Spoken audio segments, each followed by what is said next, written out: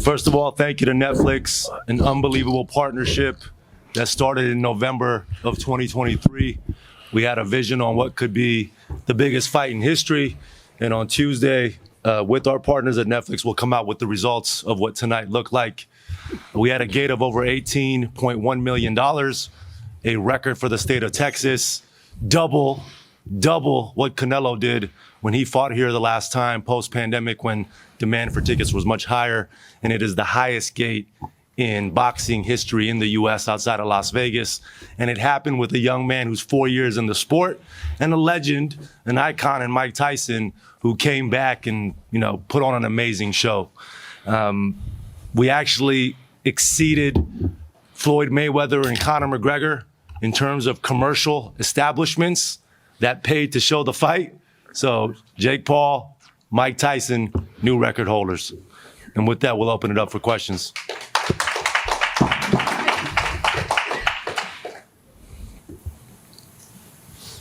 Hey, Jake. Andreas from ESPN.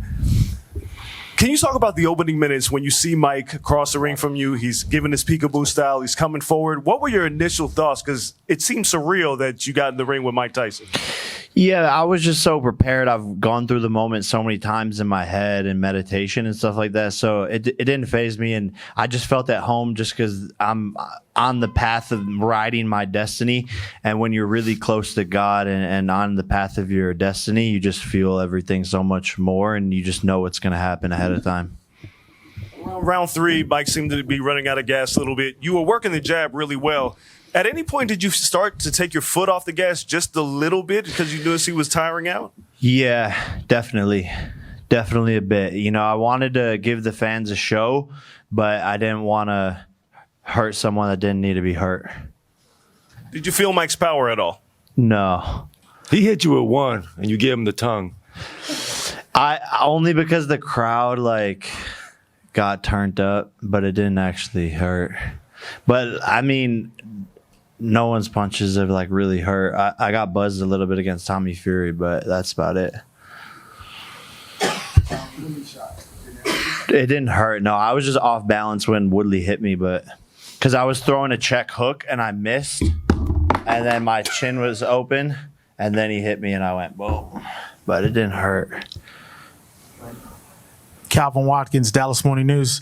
Do you feel like it's time for people to just accept you for who you are and not try to say, hey, you need to fight ranked fighters or fight for a belt or those kinds of things, and just accept what you bring to the sport? Because obviously, look what you did tonight. Yeah, I think so, but the people just love to hate me. I'm easy to hate, and I intentionally, say things to make people hate me. I play the heel. I feed into that, and that's just what I like to do, and that's what entertainment is. And at the end of the day, I started as a 17-year-old in Los Angeles in the entertainment business, but I've been in this sport for 4.5 years and have been so active, doing every event, taking any fight possible. So if people want to see more or this challenge or fight this person, whatever it is, my response to them is just give them a couple more months, because I'm going to accomplish more things in just a matter of months. And I plan on doing everything in this sport that there is to be done. But just to be clear, right? He's fought UFC champions. He's fought boxing legends. And he's fought boxers that someone with his experience should fight. And he's knocked them out in the first round, right? He did that twice in a row before Mike Perry. He was fighting in front of 4,000 people last December in Orlando, knocking the dude out in the first round, but doing what traditional boxers do. And now he's here putting on the biggest show that boxing has seen in 40 plus years. There was a fighter who tried to bombard our press conference, former fighter, on Thursday, and it was ridiculous. That dude fought somebody that was 9-21 in their 12th fight. This young man who has 4 years in the sport, 3 years with MVP, he just fought the baddest man on the planet in front of 72,000 people on Netflix. And he took it all in and stepped up to the challenge. So to your question about what's next, he's going to do everything that he wants to do to become a world champion. But in the midst of that, he may do things that are crossover. He may do things that are smaller in nature, but that's his path to be the world champion. Hey, Jake, congrats on the dub, and both of you, congrats on the good night. The crowd got a little restless toward the middle of the fights. We started hearing the boo birds. Reaction on social media isn't too great about the fight in general. Your reaction to that at all? Yeah, man, thank you for everyone tuning in and coming. And, I tried to give the fight the best fight I possibly could.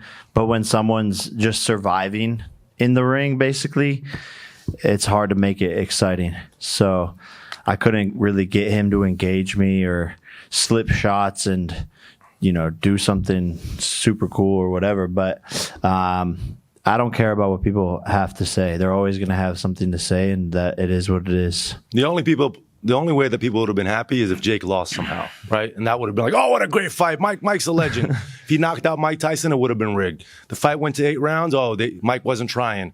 Oh, the fight wasn't, good enough. It was an unbelievable display between a 58-year-old legend and a 27-year-old relatively young boxer. And he actually outboxed the boxer. Jake Paul outboxed Mike Tyson like he said he was going to do. Did you not? Like every single round. No, and what do people say? Like I told everyone what I was going to do is to give him a boxing lesson. Ellie. Oh, Jeremy. Are you out of retirement? When did I retire? Bro, I haven't seen you in like a year or 2 years. I'm on the road all the time. You got to invite me. God damn, I miss you, Ellie. I miss you too. But first of all, congratulations. Tremendous event. A to Z, one of the best events I've ever been to. Thank you. you. Now, you called out Canelo in the ring. Trevante Davis just posted that he would beat the brakes off of you if you guys fight.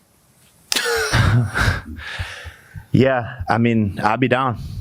Let's run it. Like, I'd be super, super down. I don't know if Javante needs Jake Paul. Let's be clear, right? Is there a height limit in boxing?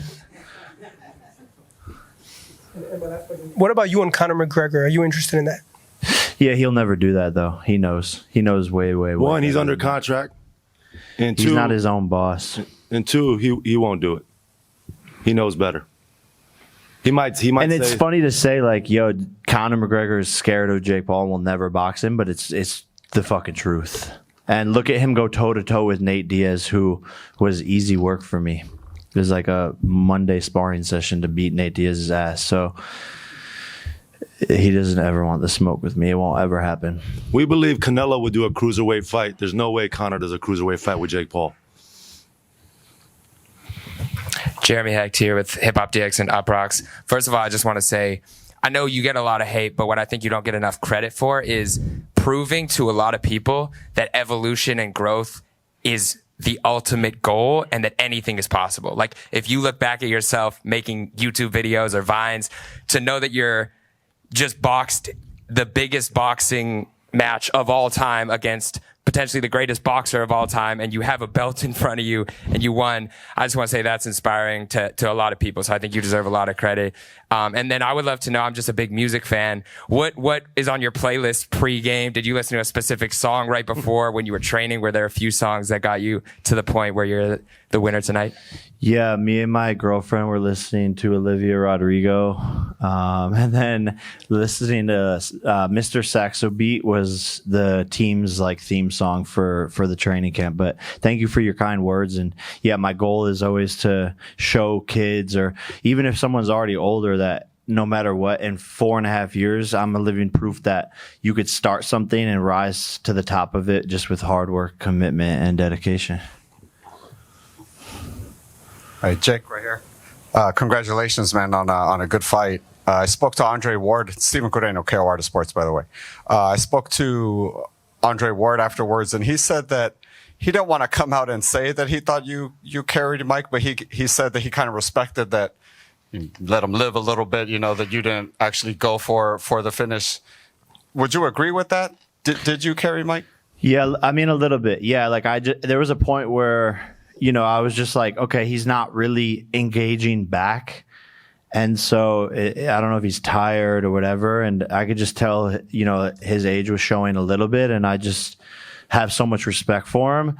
And that like violence war thing between us, like after he slapped me, I wanted to, be aggressive and take him down and knock him out and all that stuff. But that kind of went away as the rounds went on. You want to talk about the last 3 weeks at all? I think it's important to share. Yeah, 22 days ago, I completely sprained my ankle, completely tore the ligament, the anterior ligament, and like contusion, snapped the other side of my foot. Was on crutches for 4 or 5 days.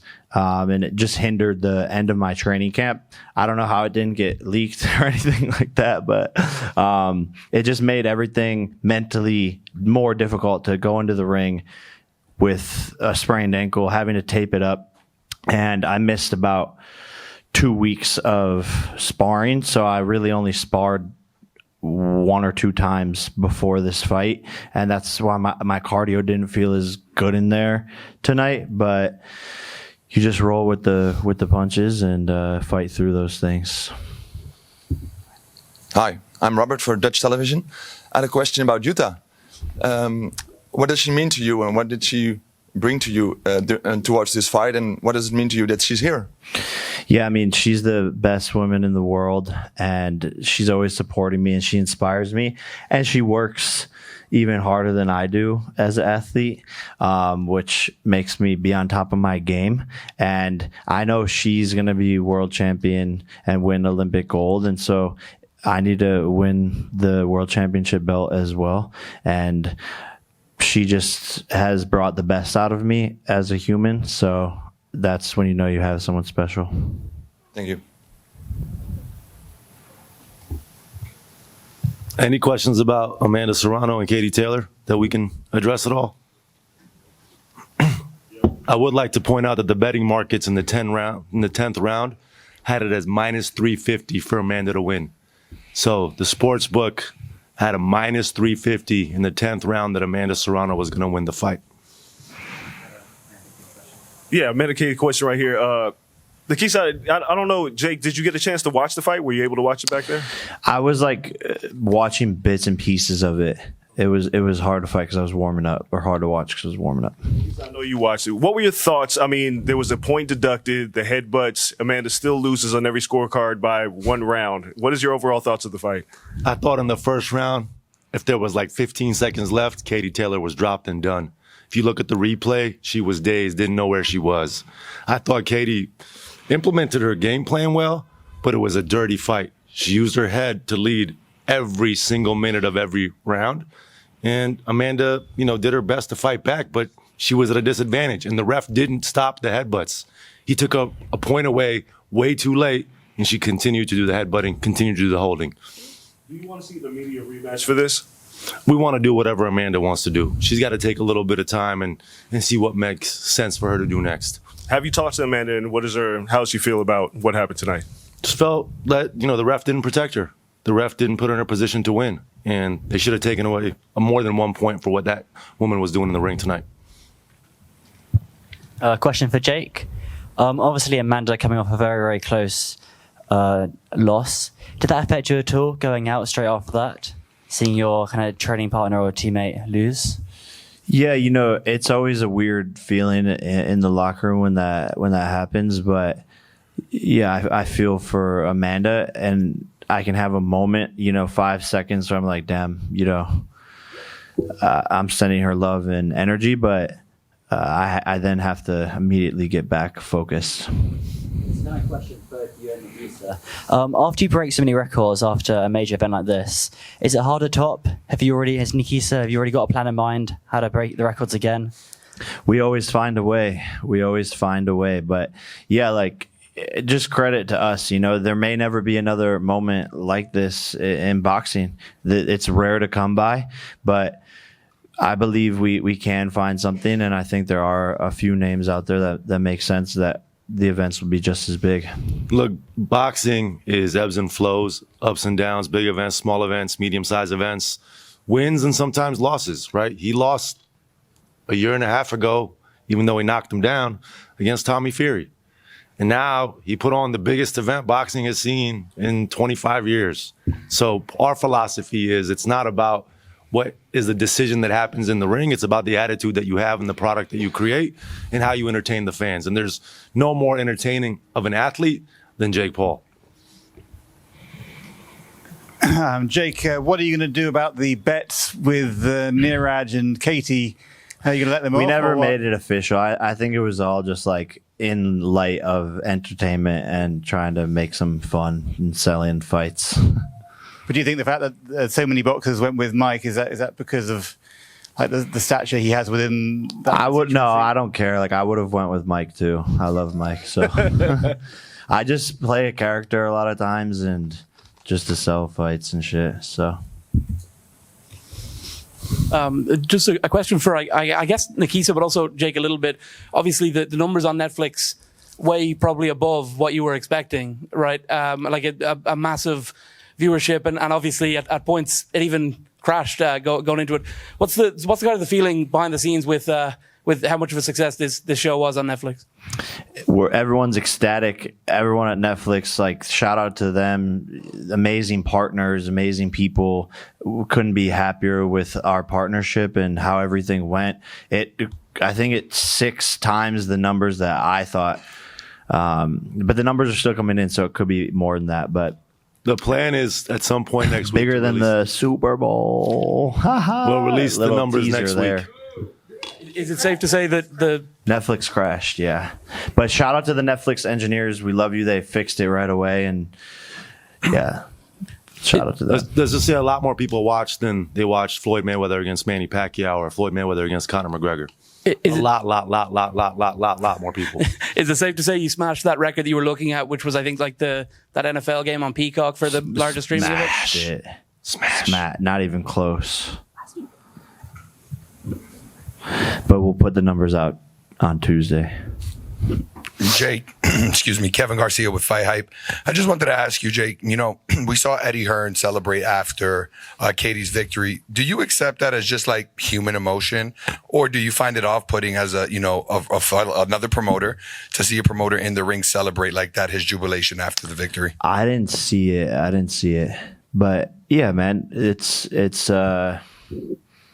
passion. Obviously, every promoter wants their fighter to win. Thank you. And then same question for you, Nikisa. Yeah, I mean, look, we had a policy that no promoters were coming in the ring for this event. And there was probably like a month of continuous emails through different parts of our team trying to get them extra credentials and to allow Eddie to be in the ring with Katie. But I never heard it from Katie or Katie's team. They not once said to us, we really want Eddie in the ring. So when they continued until today, I finally said, is it what Katie wants? And Katie said, yes, I'd love for Eddie to be in the ring. And immediately I said, absolutely, no problem. How he conducted himself in the ring, that's not how we conduct ourselves, but that's okay. He showed emotion. She won a very close fight. No problem. We move on. Thank you. One more question?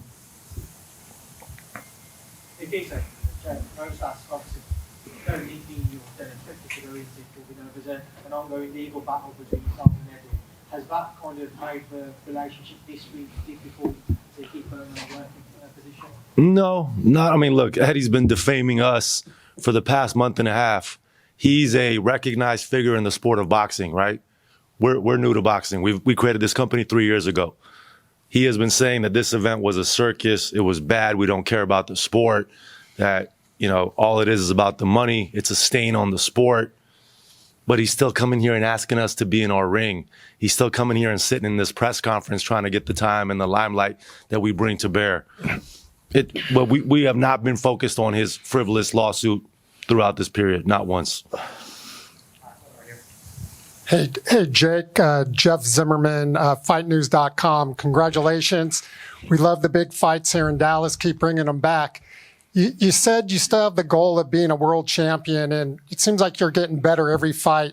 What does that timeline look like to fight for a title, do you think? Thank you. And I think it could happen in the next 24 months. I truly, truly believe in my skills and my ability and my power. And the cruiserweight division is seemingly open for the taking on that timeline. And I believe that I can become a world champion and do it within 6 years of starting to learn how to throw a fucking jab. So I think it'll be the greatest sports story ever, and I know it's going to happen. Thank you, everybody. We appreciate the support.